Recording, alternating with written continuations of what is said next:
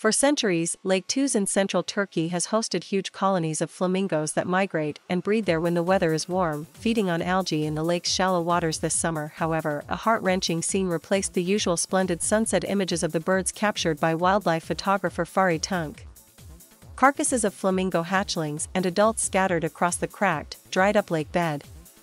The 1665 square kilometer lake, Turkey's second-largest lake and home to several bird species, has entirely receded this year. Experts say Lake Tuz is a victim of climate change-induced drought, which has hit the region hard, and decades of harmful agricultural policies that exhausted the underground water supply. There were about 50,000 young flamingos. They all perished because there was no water, said Tunc, who also heads the regional branch of the Turkish environmental group bed.The. It was an incredibly bad scene. It's not something I can erase from my life. I hope I do not come across such a scene again. Several other lakes across Turkey have similarly dried up or have receded to alarming levels, affected by low precipitation and unsustainable irrigation practices. Climate experts warn that the entire Mediterranean basin, which includes Turkey, is particularly at risk of severe drought and desertification. In Lake Van, Turkey's largest lake, located in the country's east, fishing boats no longer could approach a dock last week after the water fell to unusual levels. Haberturk television reported rising temperatures and decreasing rain, and on the other side, the water needs for irrigation and agriculture, said Levent Kurnas, the scientist at the Carcasses University Center for Climate Change and Policy Studies. It's a bad situation all over Turkey at the moment. A study based on satellite imagery conducted by Turkey's Ege University shows that water levels at Lake Tuz started to drop beginning in 2000, according to Turkey's state-run Anadolu agency. The lake completely receded this year due to rising temperatures, intensified evaporation and insufficient rain, according to the study. The study also noted a sharp decline in underground water levels around Lake Tuz, a hypersaline lake that straddles the Turkish provinces of Ankara, Konya and Aksaray. The Konya Basin in central Anatolia, which includes Lake Tuz, was once known as Turkey's breadbasket.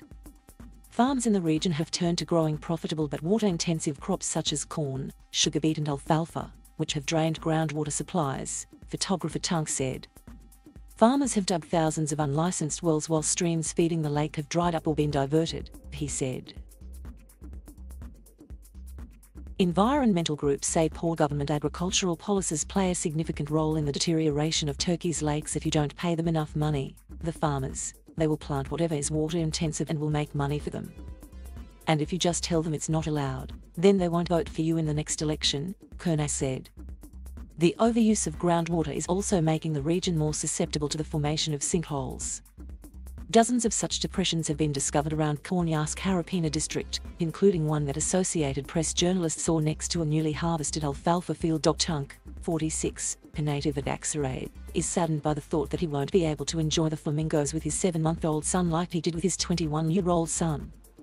He remains hopeful, however, that Lake Tuz may replenish itself if the government stops the water-intensive agriculture. Kurnas, the climate scientist, is less optimistic. They keep telling people that they shouldn't use groundwater for this agriculture and people are not listening. There are about 120,000 unlicensed wells in the region, and everybody is pumping out water as if that water will last forever, Kurnas said. But if you're on a flat place, it can rain as much as you want and it won't replenish the groundwater in a short time. It takes maybe thousands of years in central Anatolia to replenish the underground water table, he added. The drought and flamingo deaths at Lake Tuz were just one of a series of ecological disasters to strike Turkey this summer, believed to be partly due to climate change. In July, wildfires devastated swaths of forests along Turkey's southern coast, killing 8 people and forcing thousands to flee. Parts of the country's northern Black Sea coast were struck by floods that killed 82 people. Earlier, a layer of sea mucilage, blamed on soaring temperatures and poor waste management, covered the Sea of Marmara, threatening marine life. Although Turkey was among the first countries to sign the 2015 Paris Climate Agreement, the country held off ratifying it until this month as it sought to be reclassified as a developing country instead of a developed one to avoid harsher emission reduction targets. Turkish lawmakers issued a declaration rejecting the status of developed country at the same time they ratified the climate agreement. In the town of Iskil, near the shores of Lake Tuz, farmer Cengiz Erkal, 54, checked the irrigation system on his field growing animal feed. The waters aren't running as strong and abundant as they used to, he said. I have 4 children. The future doesn't look good. Each year is worse than the previous year. Ice Wheating and Robert Badendiak in Istanbul contributed. Thank you for watching. Please subscribe.